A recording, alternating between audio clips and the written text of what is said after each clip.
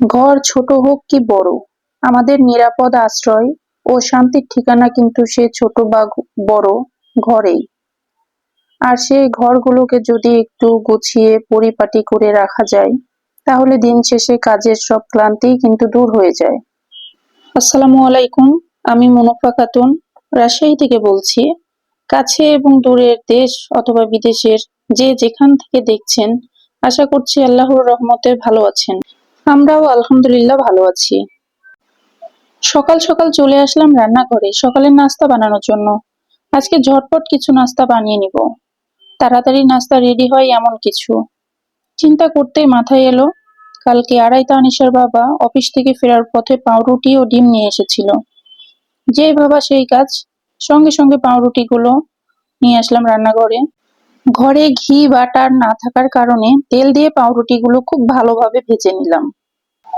পাউরুটিগুলো খুব ভালোভাবে ভাজা হয়ে গেলে এপার ওইপার খুব ভালো করে ভেজে নিব। ভাজা হয়ে গেলে বাটিতে তুলে নিব এবং পরবর্তীতে ওই ফ্রাই প্যানে একটু তেল দিয়ে ডিম পোচ করে নিব। 1 চিমটি লবণ, 1 চিমটি হলুদ, 1 চিমটি মরিচের গুঁড়া দিয়ে ডিমটা সুন্দর করে ভেজে নিব। আমার ছোট মেয়ে আনিশা মনি এভাবে ডিম পোচ খেতে খুব পছন্দ করে।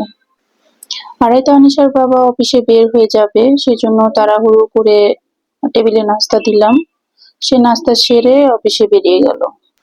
আড়াইটা আনিশার বাবা অফিসে বের হয়ে যাওয়ার পর তারপরে আমি আমার নাস্তা রেডি করে নিয়ে নিজে নাস্তাটা সেরে নিলাম।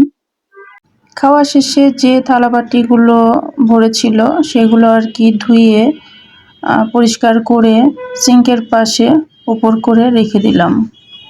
আজকে ছোট মেয়ে সাধারণ জ্ঞান পরীক্ষা আছে, সেজন্য তাকে পড়তে বসালাম। নাস্তা টাস্তা সেরে এসে তাকে পড়তে বসালাম। বসে থেকে তাকে সিলেবাস অনুযায়ী যে কটা অধ্যায় পড়া ছিল প্রত্যেকটা অধ্যায় তাকে পড়াটা কমপ্লিট করে দিলাম। পড়ানো শেষ করে আমি আমার মতো একটা কোশ্চেন পেপার বানিয়েছি। সেই কোশ্চেন পেপার অনুযায়ী তার ছোট একটা এক্সাম নিলাম। টেবিলে বসে সে এক্সাম দিচ্ছে। সবাই আমার মেয়ের জন্য দোয়া করবেন। সে এক্সাম দিতে থাক, আমি সংসারের বাকি কাজগুলো সেরে নিই। মেয়েকে ওই ঘরে টেবিলে পড়তে দিয়ে চলে আসলাম এই ঘরে ঘর ঝাড়ু দেওয়ার জন্য। আমরা যারা গৃহিণী আছি তারা রেগুলার সময় মেনটেন করে কাজ না করলে দেখা যাচ্ছে দুপুরের লাঞ্চ বানাতে অটাইম হয়ে যায়। তখন দেখা যাচ্ছে নির্দিষ্ট সময়ের মধ্যে দুপুরের লাঞ্চ টেবিলে রেডি করা সম্ভব হয়ে ওঠে না। ঘর ঝাড়ু দেওয়া শেষ করে প্রতিদিনের মতো আমার যে ফার্নিচার গুলো আছে প্রত্যেকটা একটু একটু করে মুছে নিই। কেননা প্রতিদিন একটু করে না মুছলে দেখা যাচ্ছে উপরে ধুলার প্রলেপ পড়ে যায়। তো একটু একটু করে আমি একটা শুকনো ন্যাকড়া দিয়ে খুব ভালো করে মুছে নিলাম। ওয়ারড্রপের উপরে মোছার পর নিচের দিকে ওয়ারড্রপের যে নকশাগুলো আছে সেগুলো প্রত্যেকদিন একটু করে না মুছলে নকশাগুলোর মধ্যে যে ময়লাগুলো ঢুকে থাকে সেগুলো আর কি বের করা সম্ভব হয়ে ওঠে না। তাই প্রত্যেকদিন একটু করে পরিষ্কার করলে খুব সুন্দর এবং পরিষ্কার দেখায়। এইভাবে ঘরের সবকিছু খুব ভালো করে মুছে ক্লিন করে নিলাম। সুন্দর ও পরিপাটি ঘর দেখলেই মন ভরে যায়। একজন মানুষের রুচির পরিচয় কিন্তু এখানেই পাওয়া যায়।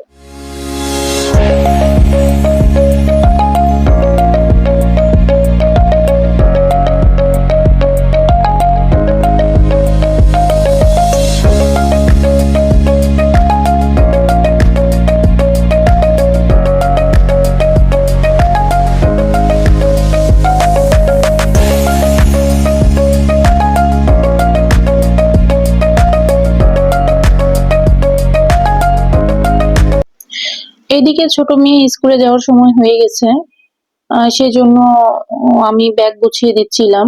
পরীক্ষা আছে সেজন্য হার্ডবোর্ড, স্কেল, এমনকি কলম বক্সের মধ্যে ঠিকঠাক অ্যাডমিট কার্ড, আবার হচ্ছে কলম, পেন্সিল, কাটার, রাবার, এগুলো সবকিছু নিয়েছে কিনা আমি চেক করে নিচ্ছিলাম। নিয়ে সবকিছু গুছিয়ে ফাইল ক্যাবিনেটে আমি ঢুকিয়ে দিলাম। পরীক্ষা চলাকালীন সময় যদি পানির প্রয়োজন হয় সেজন্য ছোট্ট একটা বোতলে 1 বোতল পানি দিয়ে দিলাম। ব্যাগ গোছানো কমপ্লিট করে ঝটপট আনিশা মনিকে রেডি করে দিলাম। তারপর স্কুলের উদ্দেশ্যে রওনা হয়ে গেলাম। আমার লাল টুকটুক পঙ্খিরাজকে নিয়ে স্কুলের গেটে পৌঁছে গেলাম। এটি হচ্ছে আমার ছোট মেয়ে আনিশা তাবাচ্ছুম অর্নির স্কুল, সৃষ্টি central school and college, Rajshahi. School থেকে ফেরার সময় দুপুরে রান্নার জন্য বাজার করেছি এবং সময় অপচয় না করে ঝটপট সে বাজারগুলো কেটে কুটে নিলাম। কাটাকুটো শেষ করে যে ময়লাগুলো হয়েছে সে ময়লাগুলো ডাস্টবিনে ফেলার জন্য একটা পলিথিনের মধ্যে ভরে নিলাম।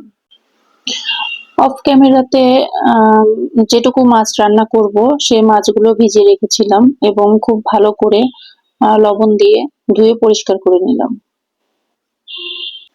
এরপর মাছগুলো খুব সুন্দর করে লবণ হলুদ মাখিয়ে ভেজে নিব। গ্যাসের চুলায় মাছ ভাজতে দিয়ে এখানে সবজিগুলো খুব ভালো করে ধুয়ে নিলাম। তারপর রান্নার জন্য চুলায় একটা পাতিল বসিয়ে দিলাম, তাতে কিছু পেঁয়াজ দিয়ে দিলাম। তারপর একটু তেল দিয়ে বাদামি কালার হয়ে আসা পর্যন্ত একটু ভেজে নিব। পেঁয়াজ ভাজা শেষে একে একে এর মধ্যে সবজিগুলো ঢেলে দিব। আজকের রান্নাটি আমি কচু, পুঁইশাক, মাছ একসঙ্গে রান্না করছি, হালকা একটু ঝোল রাখবো। তো আপনারা কে কিভাবে কচু পুঁইশাক রান্না করেন অবশ্যই আমাকে জানাতে ভুলবেন না। আমি তো এভাবে রান্না করি। যেহেতু মেয়ের এক্সাম চলছে সেজন্য বেশি কিছু রান্না করলাম না, জাস্ট একটা তরকারি রান্না করলাম আজকে। তো তাড়াতাড়ি করে রান্না শেষ করে আবার বড় মেয়েকে স্কুলে নিয়ে যেতে হবে, তারপরে ছোট মেয়েকে স্কুল থেকে নিয়ে আসতে হবে। দিনের মধ্যে আমার রান্না, ঘর গোছানো, বাচ্চাদের স্কুলে নিয়ে যাওয়া নিয়ে আসা সবকিছু নিয়ে আর কি আমার দিনটি মাশাআল্লাহ খুব সুন্দরভাবে কেটে যায়, আলহামদুলিল্লাহ। এদিকে আমার সবজিগুলো কষানো শেষ, আমি একটু পানি দিয়ে দিব। পানি দিয়ে ভালো করে সিদ্ধ করে নিব। এরপর একটু কচুগুলো সিদ্ধ হয়েছে কিনা সেটা একটু দেখে নিব। মাশাআল্লাহ ভালো সিদ্ধ হয়েছে। এরপর একে একে যে মাছগুলো ভেজে রেখেছি সে মাছগুলো তরকারির মধ্যে দিয়ে দিব। সব মাছগুলো দেওয়া শেষে আমি পরিমাণ মতো পানি দিয়ে দিব। সে পানি যেহেতু কচু সিদ্ধ হয়ে গেছে সেহেতু যেটুকু ঝোল রাখবো ঠিক সেটুকু পানি তার সাথে অ্যাড করব। এরপর ঢেকে দিয়ে কিছুক্ষণ রেখে দিব বলক আসা পর্যন্ত। বলক চলে আসলে ঝোল যখন একটু গাঢ় গাঢ় হয়ে যাবে ঠিক তখন নামিয়ে নিব। বাস আমার রান্না কমপ্লিট। রান্না কমপ্লিট করে ঝটপট রেডি হয়ে বেরিয়ে পড়লাম বড় মেয়ের স্কুলের উদ্দেশ্যে। যেহেতু আমার বড় মেয়ে ডে শিফটে পড়ে সেহেতু বড় মেয়ের স্কুলটা 12টা থেকে শুরু হয়। রান্না বান্না কমপ্লিট করে বড় মেয়েকে স্কুলে দিয়ে আসলাম। আজকের ভিডিওটি এ পর্যন্তই। সকলে সুস্থ থাকবেন, ভালো থাকবেন, আমাদের জন্য দোয়া করবেন। আল্লাহ হাফেজ। আসসালামু আলাইকুম।